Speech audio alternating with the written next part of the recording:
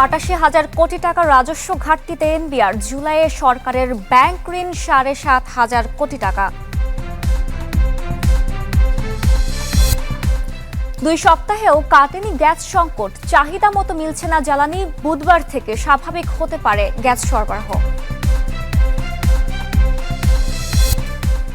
বিভিন্ন খাতে বিনিয়োগে আগ্রহী রিয়াদ, মানা হচ্ছে না ব্যয় সংকোচন নীতি।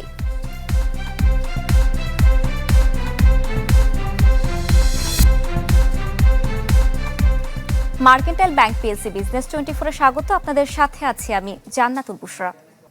গত অর্থ বছরে এনবিআর এর রাজস্ব ঘাটতি ৮৮,০০০ কোটি টাকা, ৫,০৩,০০০ কোটি টাকা লক্ষ্যের বিপরীতে সংস্থাটি আদায় করতে পেরেছে ৪,১৫,৪৭৩ কোটি টাকা, যদিও বছর ব্যবধানে বেড়েছে ১২%।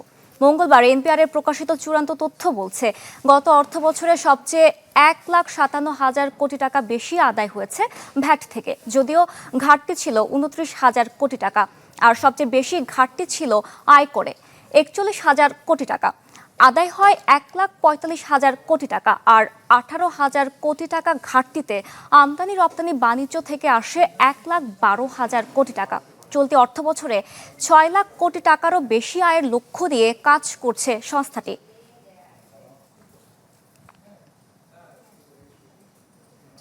চলতি ২০২৬-২৭ অর্থ বছরের প্রথম মাস অর্থাৎ জুলাই মাসে সরকার ব্যাংক ব্যবস্থা থেকে ঋণ নিয়েছে ৭,৪৬৯ কোটি টাকা, যা বাজেটের লক্ষ্যের চেয়ে ১,৮৬৪ কোটি টাকা কম। বাংলাদেশ ব্যাংকের সবশেষ হিসেবে উঠে এসেছে এমন তথ্য, গেল অর্থ বছরের একই সময়ে যা ছিল প্রায় ৮,০০০ কোটি টাকা। এছাড়া চলতি অর্থ বছরের জুন পর্যন্ত ব্যাংক খাতে মোট ঋণের স্থিতি প্রায় ৮ লাখ কোটি টাকা, যদিও তা আগের বছরে ছিল ৭ লাখ কোটি টাকার কাছাকাছি। কেন্দ্রীয় ব্যাংকের তথ্য বলছে, রাজস্ব আদায়ে বড় ঘাটতি, সরকারি ব্যয় বৃদ্ধি এবং সঞ্চয়পত্র থেকে অর্থ সংগ্রহ কমে যাওয়ায় ব্যাংক ঋণে ঝুঁকছে সরকার। এছাড়া নতুন সরকারের নির্বাচনী ইশতেহার এবং কর্মসংস্থান সৃষ্টির নানা উদ্যোগ বাস্তবায়নেও দরকার বাড়তি অর্থ। নতুন অর্থবছর যখন হয় তখন পলিসি করতেই সময় লেগে যায়, কাজের সূচনা করতে, এবং কাজ গতি ওঠার পর কিন্তু খরচের মাত্রা খুব দ্রুত গতিতে বাড়ে। এই জন্য স্বাভাবিকভাবে প্রথম মাসে আপনারা দেখছেন লক্ষ্যমাত্রার তুলনায় কম অর্থ সরকার ব্যাংক থেকে নিয়েছে।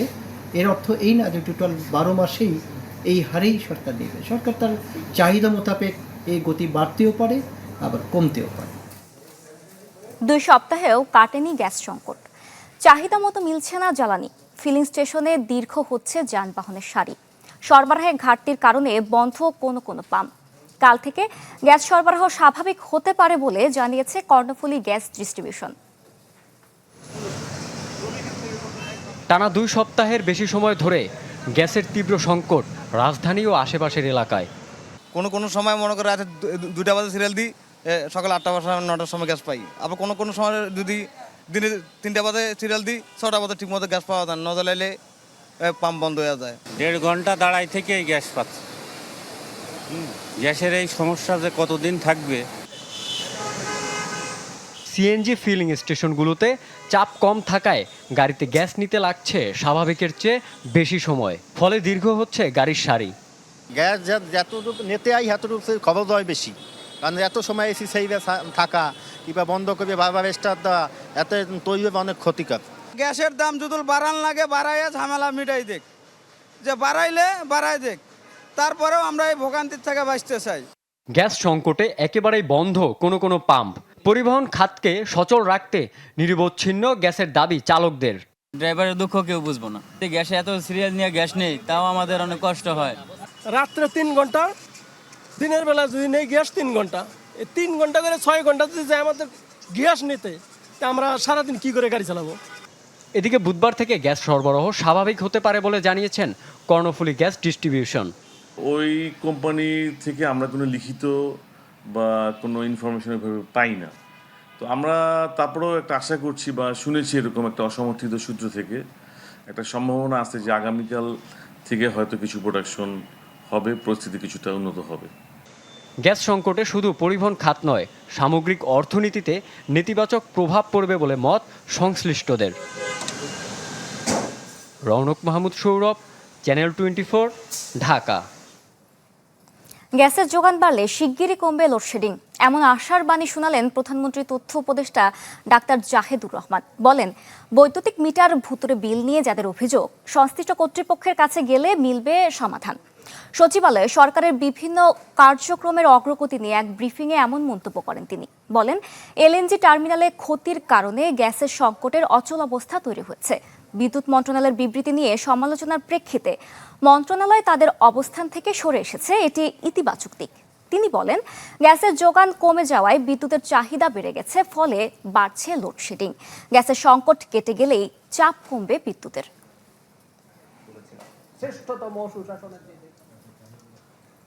দেশের বিভিন্ন খাতে বিনিয়োগে আগ্রহী রিয়াদ। প্রধানমন্ত্রী তারেক রহমানের সাথে বৈঠকে এমন তথ্য জানান সৌদি যুবরাজের বিশেষ দূত ওয়ালিদ আল খেরেজি। সচিবালয়ে প্রধানমন্ত্রীর সাথে সাক্ষাতে সৌদি সফরে আমন্ত্রণ জানান তিনি। এরপর গণমাধ্যমের কথা বলেন পররাষ্ট্র প্রতিমন্ত্রী শামা ওবায়েদ। জানান, বাংলাদেশ থেকে দক্ষ শ্রমিক নেবার আগ্রহ প্রকাশ করেছে দেশটি। বিনিয়োগের জন্য কৃষি, সোলার এনার্জি, নবায়নযোগ্য জ্বালানি, আইটি সহ সব বিষয়ে আলোচনা হয়েছে বলে জানান শামা ওবায়েদ।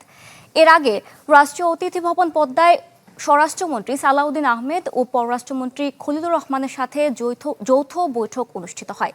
বিকেল 3টায় বৈঠকে বসেন প্রবাসী কল্যাণ ও বৈদেশিক কর্মসংস্থান মন্ত্রী আরিফুল হক চৌধুরীর সঙ্গে।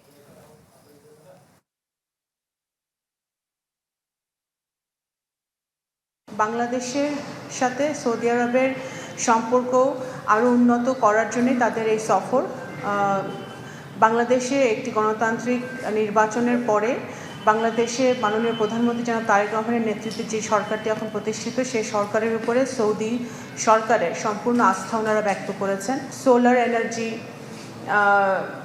আইটি, আর্টিফিশিয়াল ইন্টেলিজেন্স, এই ধরনের বিভিন্ন সেক্টরে তাদের যে দক্ষতা আছে, সেই দক্ষতা কাজে লাগিয়ে সৌদি সরকার এখানে বাংলাদেশে ইনভেস্ট করতে আগ্রহী।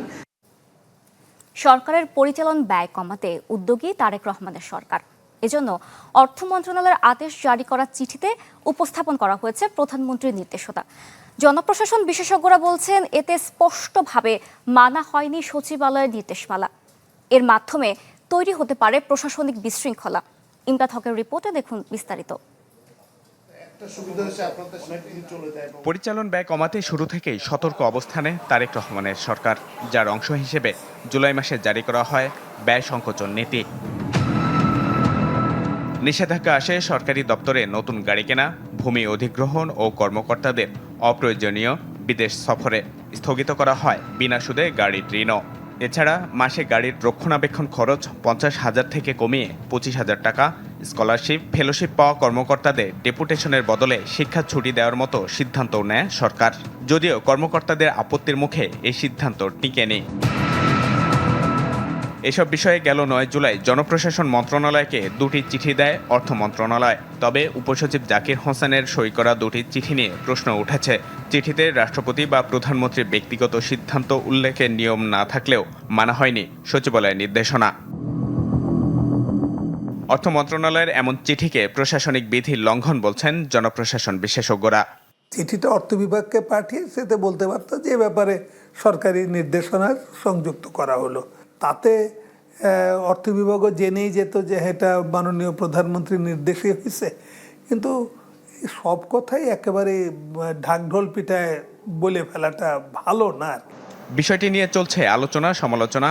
কারো কারো মতে সুযোগ সুবিধা কমানোর চিঠিতে প্রধানমন্ত্রীর সদয় নির্দেশনা উল্লেখ করায় রুষ্ট হতে পারেন সরকারি কর্মকর্তারা। এটি সরকার প্রধানকে বিতর্কিত করার কৌশলও বলছেন কেউ কেউ। নির্বাহী আদেশ জারির ক্ষেত্রে বলতে হয় রাষ্ট্রপতির আদেশ ক্রমে, আর অন্যান্য আদেশ যদি হয় সেক্ষেত্রে কিন্তু আপনার কোনো প্রধানমন্ত্রীর বা এসএসবির বা মন্ত্রিসভার কোনো রেফারেন্স দেওয়া যাবে না। এত বড় ভুল কিভাবে করতে পারে এরা? প্রধানমন্ত্রীর কার্যালয়ের যে এক্সপেন্ডিচার, সেখানে একটা বড় পরিবর্তন তিনি নিয়ে এসছেন, এবং এখানে যারা ইমপ্লিমেন্টিং অ্যাক্টরস, যারা কাজ করেন, তাদের মধ্যেও এই যে স্পিরিটটা, পরিবর্তনের স্পিরিটটা, এটা তাদের মধ্যে গ্রথিত হওয়া খুব জরুরি। আমার মনে হয় সেইটা ঠিকমতো হচ্ছে না। এর পেছনে আওয়ামী লীগ আমলে সুবিধাভোগী কোনো পক্ষ রয়েছে কিনা তা খতিয়ে দেখার কথা বলছেন অনেকে। সরকারের নানা সিদ্ধান্তের বড় অংশই বাস্তবায়ন হয় প্রশাসনের কর্মকর্তাদের হাত ধরে।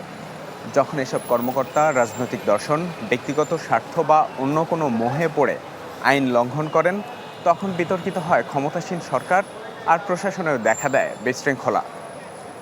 ইমদাদ হক, চ্যানেল 24, ঢাকা। বাংলাদেশ ও দক্ষিণ কোরিয়ার মধ্যে হওয়া চুক্তি দেশের অর্থনীতি $1 ট্রিলিয়ন পৌঁছতে সহায়তা করবে বলে জানিয়েছেন বাণিজ্যমন্ত্রী খন্দকার আব্দুল মুক্তাদির।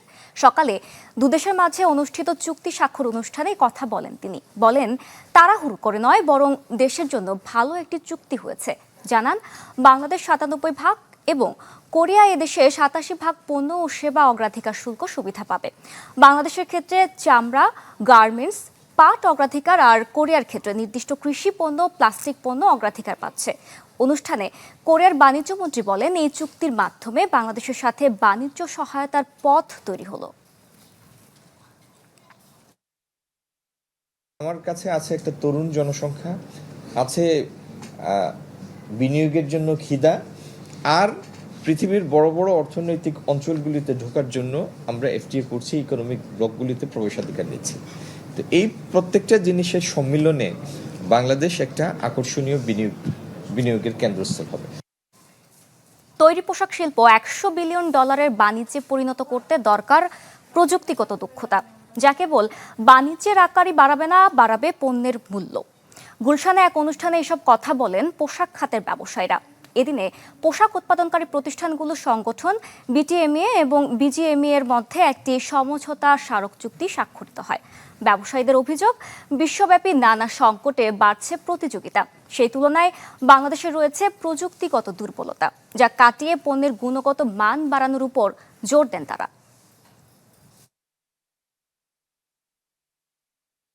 গত 10 বছর ধরে একসাথে কাজ করছি আমরা।